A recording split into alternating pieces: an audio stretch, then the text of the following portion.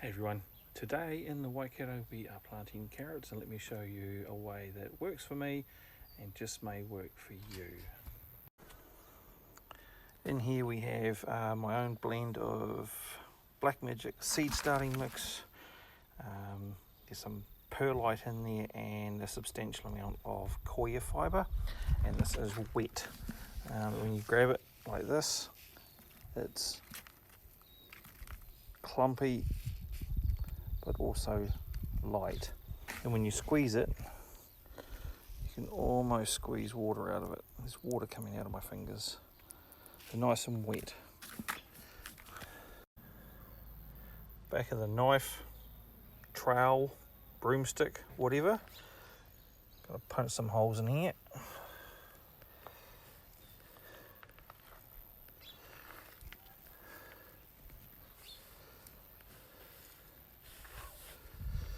You get the idea. Grab handfuls of this and put it in the hole. And we're just going to fill it up with this potting mix because it holds a lot of moisture and it gives a nice firm texture for the seeds to make contact with, and when you water it will hold water for longer. Now, I've been doing this method for a little while now and it works. Like, I wouldn't like to say 100% germination rate, but I reckon it's pretty darn close. Just got to make sure you get the watering can over it for the first sort of 7 days until you start seeing green, and then of course the roots punch into the nice soil underneath and just take off. I'm just going to do this little row here. Alright, that's just putting a little bit of mix in each hole. As you can see, we're just sort of filling the hole up and just firm it in a bit.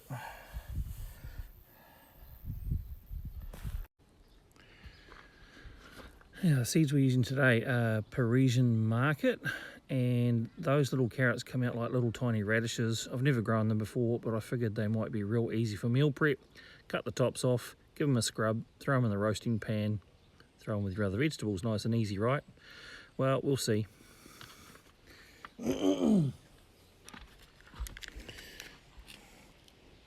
Just tip a bunch of seeds into my hand like that. And carrot seeds are always fun, but just pinch. I'm not too afraid to put 4 or 5 seeds in each one. I just don't care. We can thin them out later, or you can let them grow in a cluster, but like beetroot, I don't really care. You do your own thing.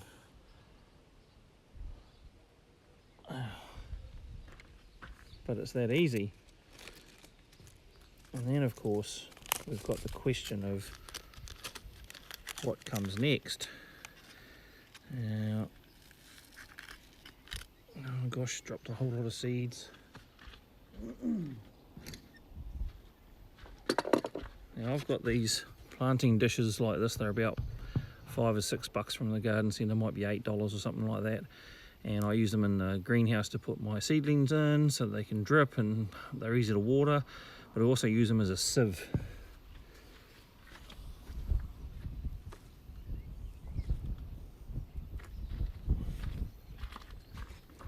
Just fill them up with soil like that. Cover your seeds over.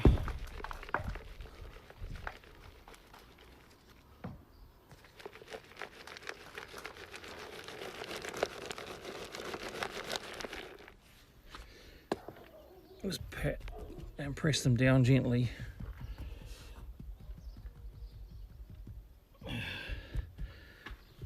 And my personal thoughts are, if you water with a watering can, it sprinkles the water on much gentler for seeds like carrots.